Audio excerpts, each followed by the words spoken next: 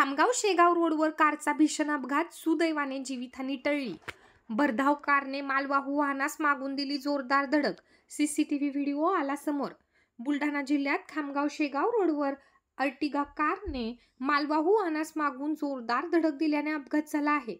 माऊली college समोर झालेल्या या अपघातात 2 जण गंभीररीत्या जखमी झाले असून या अपघाताचा सीसीटीव्ही व्हिडिओ समोर आला आहे. अर्टिगा कारने मागून भरधाव येत मालवाहू वाहनास जोरदार धडक दिली आहे. धडक दिल्यानंतर मालवाहू वाहन रस्त्यावर उलटल्याचं दृश्यांमध्ये पाहायला मिळतंय. त्या वाहनातील 2 जण जखमी झाले असून त्यापैकी एक गंभीर असल्याचं सांगितलं जात आहे. दोघांवर स्थानिक रुग्णालयात उपचार सुरू आहेत.